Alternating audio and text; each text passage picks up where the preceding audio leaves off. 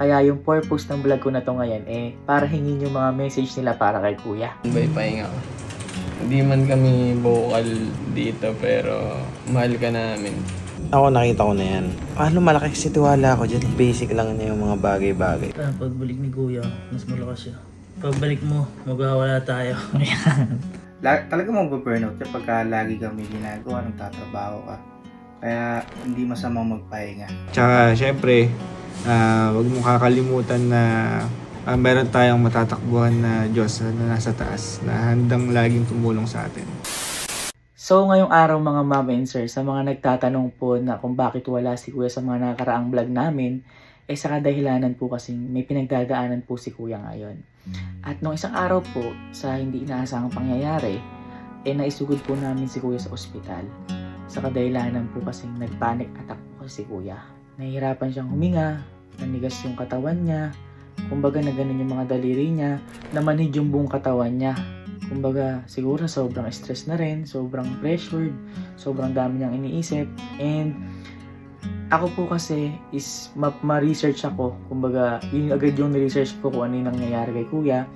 Kaya ako alam ko yung nangyari. Kumbaga, kulang siya sa carbon dioxide, tsaka sobrang stress na nga rin. Si kuya kasi, simula nung bata pa po kami, madalang po talaga siya magkasakit. Kumbaga, once a year siya kung lagnatin or twice, kumbaga once in a 2 years, ganun siya magkasakit. Pero yung sakit niya kasi is malala agad. Ako, nagre-research agad ako ng kung ano yung, nagtatanong agad ako kung sa mga professional kung ano yung nangyari, ganun. So, nag-aalala talaga kami, lalo na ako kasi kapatid ako, sila mama, sila Kelsey, sila Kalo. And lalong-lalo na dito sa camp. Lahat po kasi ng tao dito sa camp ay sobrang nag-aalala. Kumbaga, hindi lang po kay kuya. Kung sino naman po yung magkasakit dito sa camp or may mangyari na hindi maganda pero wag naman po sana, sobrang alalang-alala po talaga kami dahil syempre pamilya po namin yan, pamilya po kaming lahat dito. Kaya nitong mga nakarang araw hanggang sa hospital si kuya, hanggang sa pag-uwi namin, kitang-kita ko yung mga tao dito sa camp na gusto nilang i-comfort si kuya, gusto nilang kausapin si kuya, pero syempre dumidistansya din sila dahil yun nga, kailangan din ni kuya ng me time, kumbaga kailangan ni kuya ng pahinga, kaya kumbaga hindi na sila talaga nag-i-insist na kausapin muna si kuya. Kumbaga binibigay namin yung space na kailangan ni kuya. Kaya yung purpose ng vlog ko na to ngayon para hingin yung mga message nila para kay kuya. Kasi syempre, yung mga yan kasi nahihiya din kay kuya yan. Kaya kumbaga hindi rin nila talaga makausap si kuya. Kaya tara, hingin natin message nila. Eto guys, wala na tong cut-cut. Kung ano yung sabihin nilang message kay kuya, yun talaga yung nasa puso nila. Kaya tara. Oy, sakto. Boy, yes. Di ba na ospital si kuya kahapon? Tsaka may pinagdadaanan si kuya. Ano gusto mong message kay kuya? I mean, message mo. Ayun, kaya love you. Pahinga ka at balik ka ng mas malakas. Ayun. Kami mo na ba yan? Mag-i-edit ako ng mas malupit. Yan. Wala. Galingan mo yung mga edit Siyempre. Para di ma-stress. Oo. Ayan. Test yan. Gagalingan. Gagalingan. Ikaw, tita ka namin. Ano message mo kay kuya? Hindi, magpagaling ka kasi hindi lang kami naghihintay sa'yo. Marami. Ayun. Ganda message mo Siyempre! Iba ka, kita namin. Okay. Teka yung mga tao dito. Boy. Boy, diba na hospital si kuya kahapon? Tsaka, syempre alam naman natin na may pinagdadaanan si kuya. Ikaw, ano message mo kay... ikaw muna, ano message mo kay kuya? Kuya, pagaling ka lang. Bumalik ka na lang sa dati. Hindi bumalik sa dati, mas malakas. Mas malakas. Yun yung ibig ko sabihin. Okay. Ikaw boy, anong message mo kay kuya? Sabi ko lang kay kuya, kuya magpagaling ka lang. Nandito lang kaming lahat. Nag-aantay sa pagbabalik mo. Ikaw po, Rio po. Ang pinsan ka namin. Sabi yan. Hindi, kuya, pagaling ka lang dyan. Kami na bahala dito muna. Yun. Sa mga sasakyan. Ako na bahala sa akin mo. Ayun. Pahiram mo. Ay, kuya, pagaling ka lang dyan. Kami muna bahala dito. Ayun, okay. Thank you mga boy. Thank you.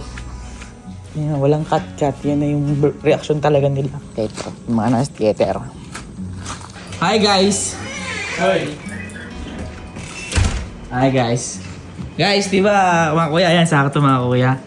Di ba alam naman natin na na-hospital si kuya kahapon, tsaka may pinagdadaanan. Ano yung gusto niyo sabihin kay Kuya? Yung message niyo kay Kuya. Kasi alam ko naiiyak kayo. Na syempre, yung message si Kuya. Kuya Berms. Mauna, Sir Jim. Sir Jim, mauna ka. Sir Jim. Mauna ka. Ako? Oo. Sir, pagaling ka lang dyan. Huwag masyadong mag-isip ng kung ano-ano. Tapos, nandito lang kami. Ayun. Ikaw, Kuya Berms. Naiyak ako eh. Hindi, ano lang. Seryoso. Nakakayak ang hawak mo. Ha? Nakakayak ang hawak mo. Seryoso. Andito lang kami. Tapos, hindi mo kailangan solohin. Kung ano man yung makakaya naming tulong, ibigay namin. Kasi ganun din naman ikaw sa amin. Yun. Ikaw. Uy, kuya ba ako muna? Dali. Sige na. ayoko. Sige na. Seryoso nga? Oo, seryoso ako. Hindi kuya, lagi na lang ikaw yung nagpapasaya sa amin and gusto lang namin kahit sa simpleng bagay, kami naman makapagpasaya sa'yo, magbalik sa'yo. Konting panahon na lang sana bumalik ka na kuya sa pagbablog. Pero take your time kuya at andito kami lagi, remember that. At saka sobrang saya namin kuya nakasama ka. Ayun, gagawin namin lahat para sa'yo. Haba naman ako yung grading. Iba to. Bayani.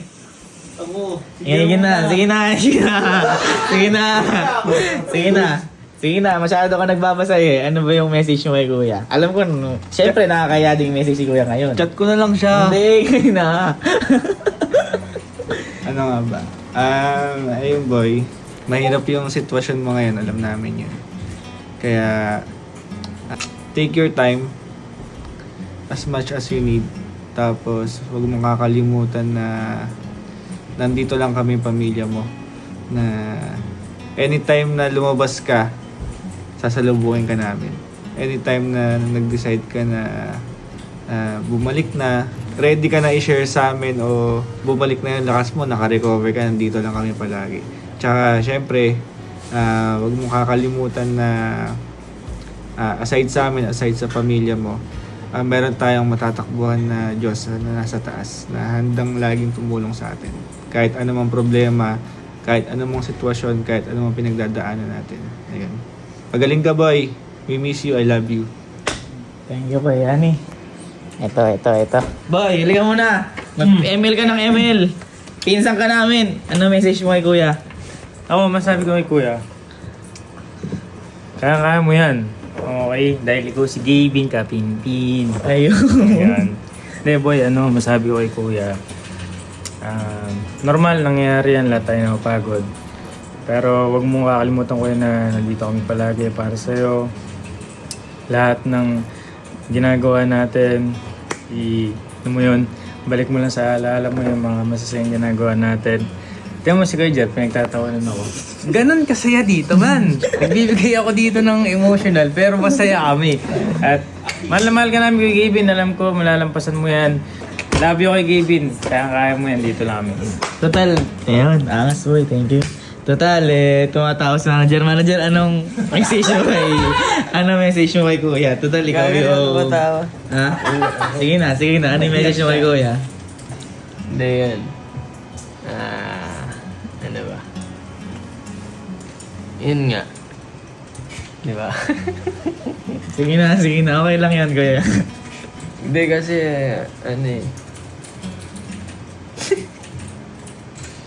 Sige na, okay lang. Hindi,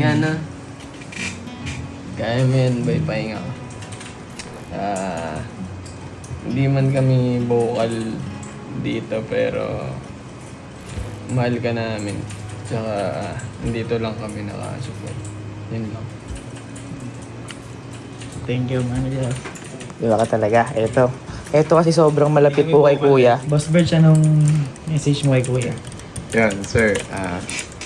Pagaling po kay sir. Nagkantay lang po kami dito sa lagi, sir. And huwag po kayo masyado magpa-stress. Yan, para mabilis po yung recover nyo.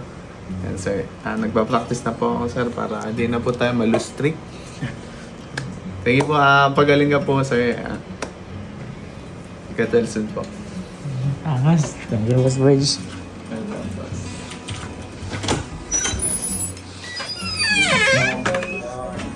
So, ito. Boy! Ano si Nye? Nye! Halika, upo ka dun. Ayan. Ayan, total bago ka dito. Sa sandaling nakasama mo si Kuya, may message ka ba sa kanya ngayon? Kasi alam mo naman nangyari. Apo. Yung ano nga po, sobrang bait nga lang po ni Kuya. Tapos, yung naalala ko po yung ilang gabi po bago mangyari po yun, nang nakaupo po tayo dyan. Yung mga message niya po, tumatatak din naman po sa akin. Kasi may mga aral po yung mga sinasabi niya. Nakikita ko po sobrang bait niya po talaga. Tsaka inaangat niya po talaga lahat ng tao dito. Yung po Kuya. Ikaw, boy, sa nangyari? Ano message mo kay Kuya ngayon?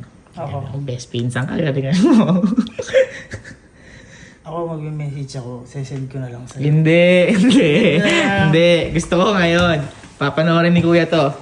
Ni Kuya. Ano message mo kay Kuya? Sige na.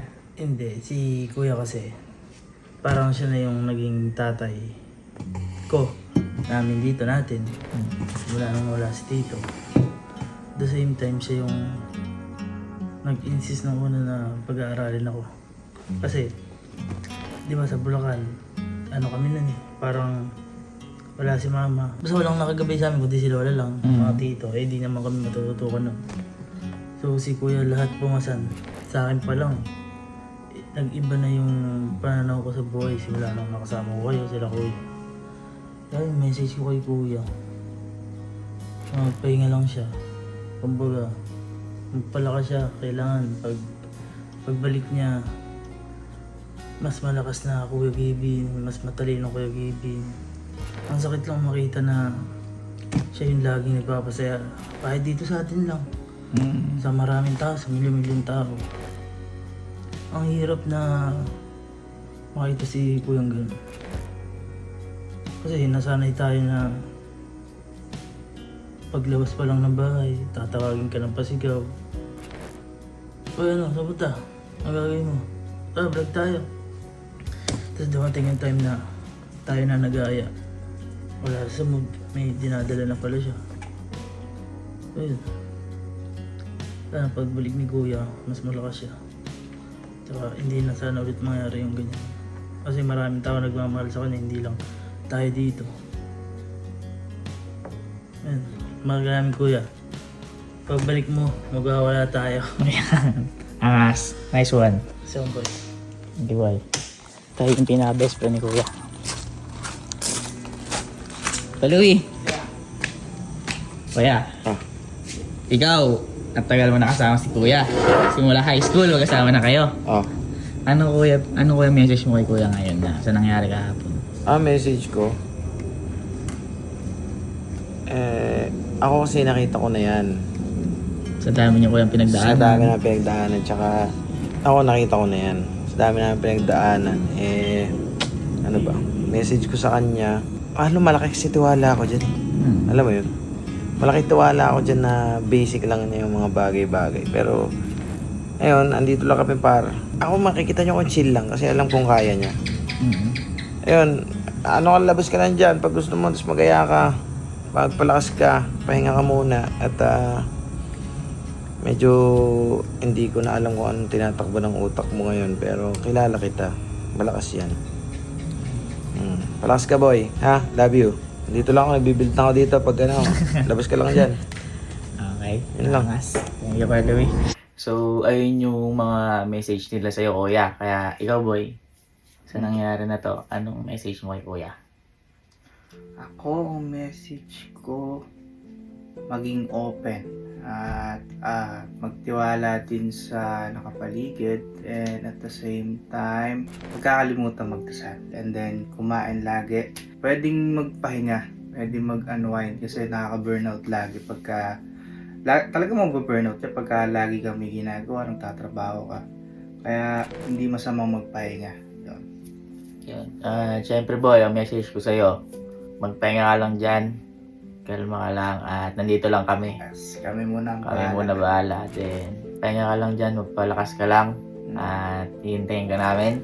At pag may gusto ka, sabi ka lang, kung sopas, ako bala. Ayan. At kung may kailangan ka, magsabi ka lang sa amin at maging open ka. Kung may gusto ka ilabas mo.